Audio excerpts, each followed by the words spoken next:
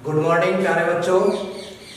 MJF senior secondary school D YouTube channel में आप सभी का स्वागत है। जैसा कि मैंने आपको कल बताया था कि आज हम जो नया टॉपिक शुरू कर रहे हैं अध्याय 20 का ही है, मानव पाचन तंत्र का ही है। लेकिन अब तक बच्चों जो हमने पढ़ा वो पाचन तंत्र की संरचना के बारे में पढ़ा था। अब हम जो भोजन है उसका पाचन किस प्रकार से होता है वो हमें देखना है। तो हमारा जो आज का नया टॉपिक है बच्चों वो है मानव में पाचन की क्रिया विधि। तो देखिए बच्चों, मानव में पाचन की जो क्रिया है वो 5 चरणों में पूर्ण होती है। तो पाचन के चरणों की अगर हम बात करें, पाचन के चरण, तो देखिए उसमें फर्स्ट जो है बच्चों वो है जो उसे कहते हैं हम अंतर्ग्रहण। इंग्लिश में इसे कहते हैं इंजेसेशन। दूसरा इसमें जो है वो है पाचन, जिसे डाइजेशन बोलते हैं। तीसरा जो है इसमें वो है अवशोषण, जिसको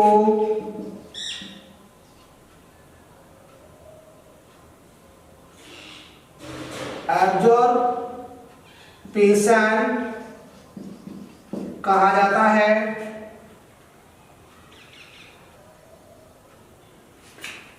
इस तरह से देखिए इसमें एब्जॉर्प्शन कहा जाता है। चौथा जो भाग है इसमें वो है स्वांगीकरण, और स्वांगीकरण को इंग्लिश में कहते हैं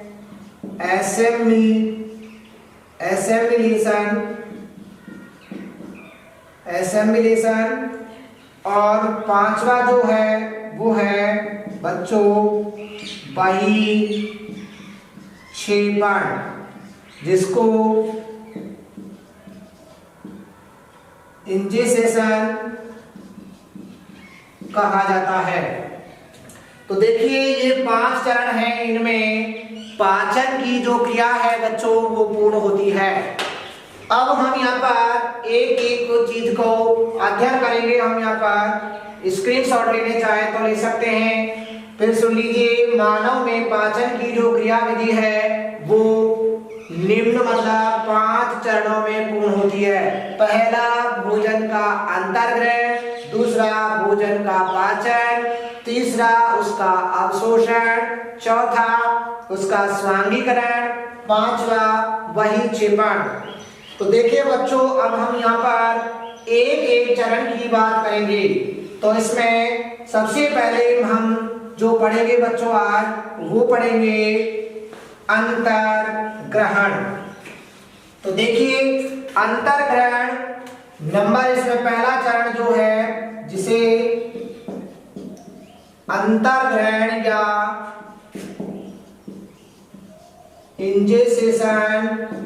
या इंजेशन बोलते हैं, इंजेसेशन कहा जाता है।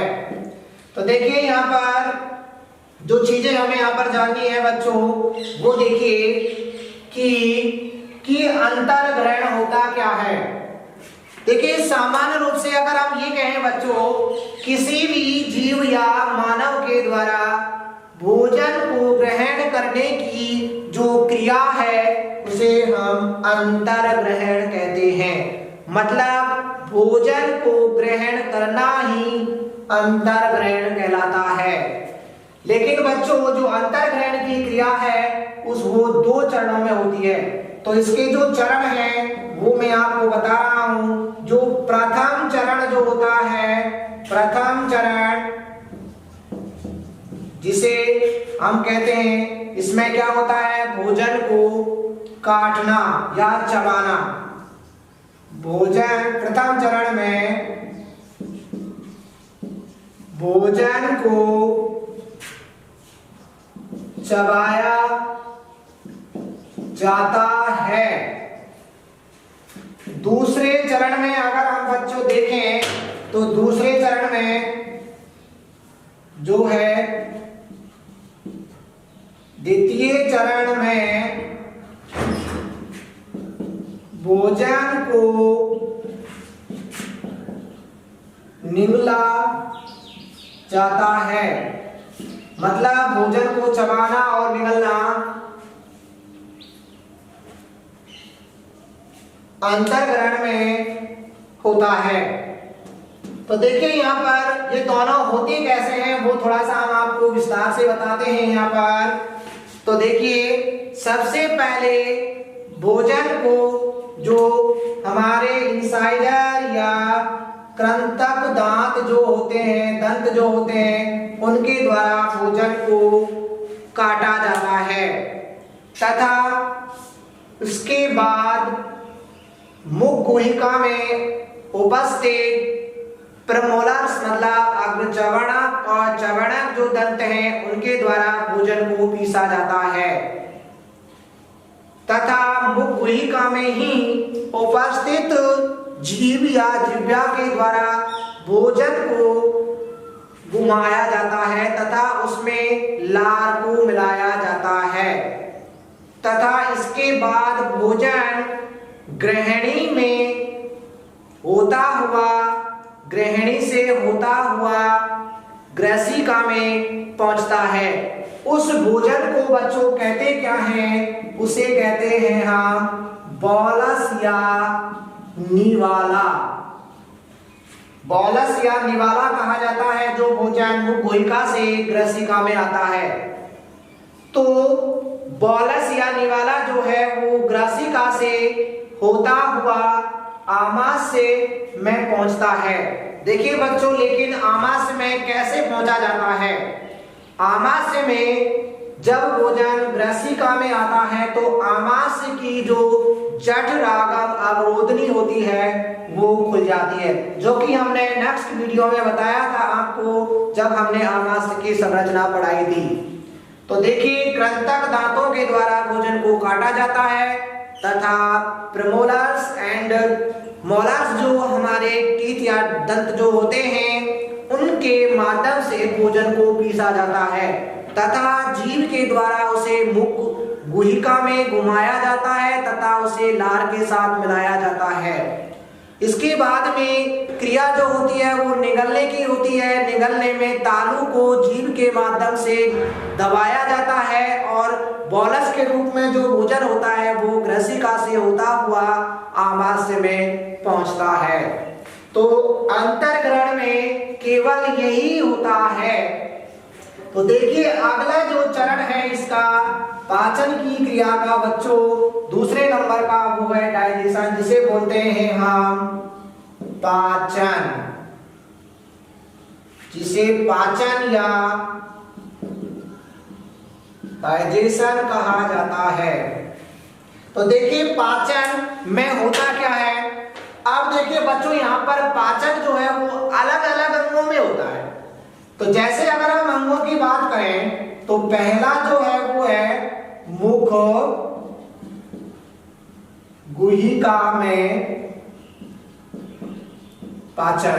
तो हम ये कह सकते हैं digestion of the buccal cavity, buccal cavity. तो देखिए मुख गुहिका में पाचन। दूसरा जो पाचन होता है बच्चों वो होता है आमाशय में पाचन। तीसरा जो पाचन होता है वो होता है छोटी आंत्र में पाचन। तो मुख्य रूप से 3 जो अंग हैं हमारे पाचन तंत्र के उनमें पाचन की क्रिया होती है। तो अब यहाँ पर हम पाचन के सब तीनों में पढ़ेंगे कि किसमें किस प्रकार का पाचन होता है, कौन सा पदार्थ कौन से एंजाइम बनते हैं और वो किस तरह का कार्य करते हैं। तो देखिए बच्चों, हम यहाँ में सबसे पहले जो बात करेंगे वो करेंगे मुखगुहिका में पाचन। तो देखिए मुखगुहिका में पाचन अगर हम देखें बच्चों तो मुखगुहिका में भोजन जब आता है तो उसमें लार को भोजन के साथ मिलाया जाता है। लार आपको पता है, जो लार ग्रंथियां होती हैं, हमने पढ़ा है लार ग्रंथियों के द्वारा लार स्रावित किया जाता है।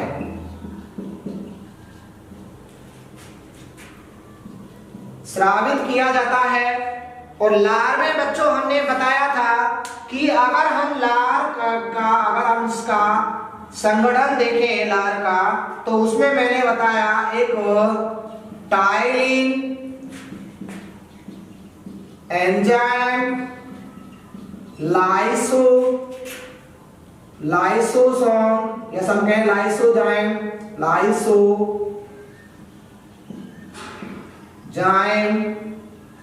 एंजाइम और कुछ सोडियम बाइकार्बोनेट्स पाए जाते हैं या कुछ लवण पाए जाते हैं। अब इनमें हम देखें कि टाइलिन एंजाइम क्या करता है।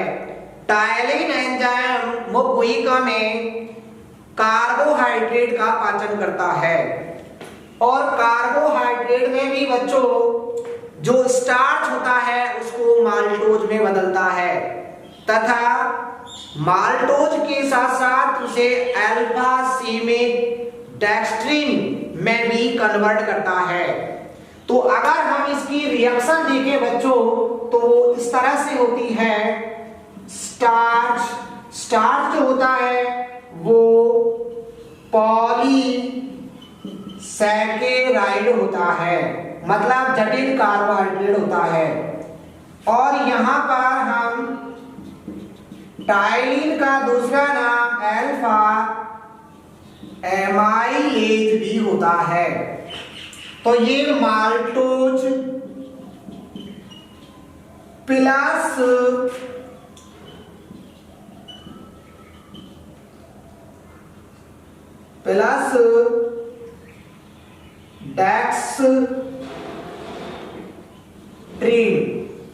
डेक्स्ट्रीन में बदलता है। देखिए बच्चों, एक डेक्स्ट्रीन की अगर हम बात करें, अगर हम एक डेक्स्ट्रीन की बात करें तो 3 से 9 ग्लूकोज के अणु होते हैं। एक डेक्स्ट्रीन में 3 से 9 ग्लूकोज के अणु होते हैं। तो यहां से आगे अगर हम देखें तो कुल मिलाकर मुखगुहिका में लार का भोजन को मिलाया जाता है, जिसे लार में उपस्थित टाइलिन या अल्फा एमाइलेज या हम ये कहें लाइसोजाइम एंजाइम क्या करेगा, भोजन के साथ आने वाले जीवाणुओं को नष्ट करता है। तो टाइलिन एंजाइम क्या करता है, जटिल या पॉलीसैकेराइड स्टार्च को माल्टोज या डेक्स्ट्रीन में बदलता है। तो कहने का मतलब है मुखगुहिका में केवल स्टार्च का पाचन होता है और किसी भी भोजन के अवयव का पाचन नहीं होता है। तो मेरे हिसाब से बच्चों आपको ये जो मुखगुहिका में पाचन है ये समझ में आ गया होगा। फिर मैं इसको एक बार फिर दोहरा रहा हूं कि जो लार ग्रंथि है मुखगुहिका में वो लार स्रावित करती है। जिह्वा की सहायता से भोजन में लार मिलाया जाता है। लार में उपस्थित टाइलिन या अल्फा एमाइलेज एंजाइम स्टार्च को माल्टोज व डेक्स्ट्रीन में या हम ये कहें अल्फा सीमित डेक्स्ट्रीन में बदलता है। तो कुल मिलाकर बात ये निकल के आती है बच्चों कि आमाशय जो मुख गुहिका है उसमें केवल कार्बोहाइड्रेट का पाचन होता है। तो देखिए अगला हम देखेंगे बच्चों जो पाचन होता है। देखिए मुख गुहिका से भोजन ग्रसिका में या ग्रास नाल में आता है, लेकिन बच्चों मैं बता देता हूं आपको कि जो ग्रास नाल जो होता है या ग्रसिका जो होता है उसमें किसी भी प्रकार का कोई पाचक एंजाइम नहीं बनता है और इसी के कारण उसमें किसी भी भोजन के अवयव का पाचन नहीं होता है। तो दूसरा अगर हम बच्चों पाचन की जो बात करेंगे दूसरे अंग की, तो वो दूसरा अंग है वो है स्टोमच में जो डाइजेशन होता है, आमाशय में पाचन। तो अब जो हम पढ़ेंगे वो पढ़ेंगे आमाशय में। तो देखिए बच्चों ग्रास नाल में क्रमानुकुंचन गति के कारण जो बॉलस या निवाला होता है या अर्धपचित जो भोजन है या आंशिक रूप से जो पचित भोजन है वो आमाशय में आता है। तो देखिए आमाशय में क्या होता है, आमाशय की जो भित्ति है उन पर क्रमानुकुंचन तरंगें उत्पन्न होती हैं और उसी के माध्यम से बच्चों भोजन को मथा जाता है तथा जो आमाशय है उसमें एक जठर रस बनता है। जठर रस की बात आई है बच्चों, तो जठर रस में देखो क्या क्या होता है। जठर रस में एक होता है जिसे हम HCl कहते हैं, दूसरा इसमें जिसे पेप्सिनोजन एंजाइम होता है, तीसरा इसमें श्लेष्मा होता है। तो देखिए पेप्सिनोजन जो है वो निष्क्रिय होता है और HCl क्या करता है उसको सक्रिय करने का कार्य करता है। तो अब हम यहाँ पर एक एक चीज को समझेंगे। तो पहले अगर हम बच्चे इसको देखें कि जो HCl होता है, HCl हाइड्रोक्लोरिक अम्ल बोलते हैं इसको, इसके कार्य क्या हैं, HCl के कार्य।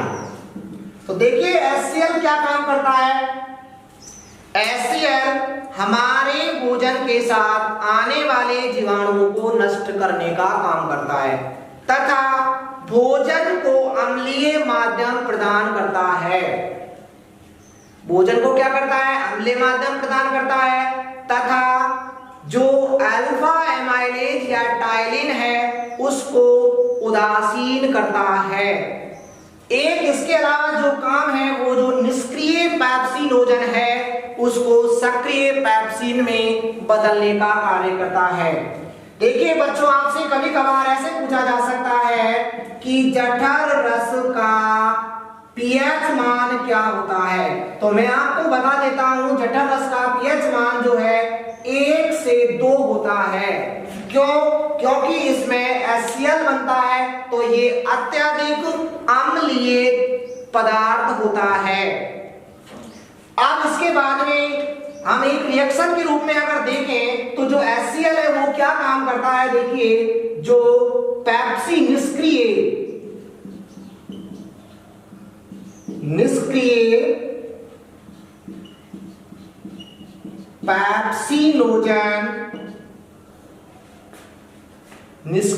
पेप्सिनोजन को क्या करता है HCl, इसको